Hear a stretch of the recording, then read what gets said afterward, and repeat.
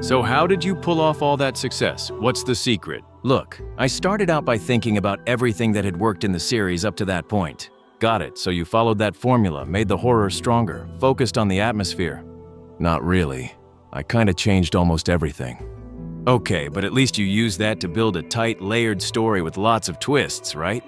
Not exactly. Honestly, the story's pretty simple. There are a few inconsistencies in there that… well, never mind.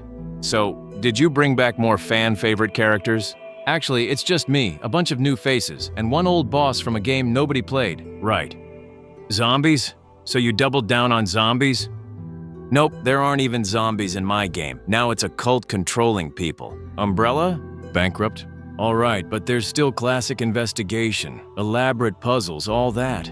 There are some puzzles, sure, but there's also a merchant selling guns and upgrades in the middle of the apocalypse. And the villains? Mad scientists and viruses, right? Nope, it's all about that religious cult, parasites, and chainsaw-wielding weirdos. But is still survival horror? It's pretty much non-stop action, like an explosion movie. Weapons still have scarce ammo? That classic tension of running out? Ammo drops from the sky. Even enemies drop bullets for you.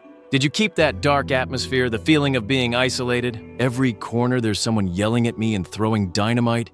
And those fixed camera angles for added fear? Now the camera's glued to my back. You can even see my haircut. At least the dialogue stayed serious, right? Let's just say I toss out a few one-liners during fights. So why did it work then? Man, I'm just fun to play. That's it. Do we still use ink ribbons? Not really.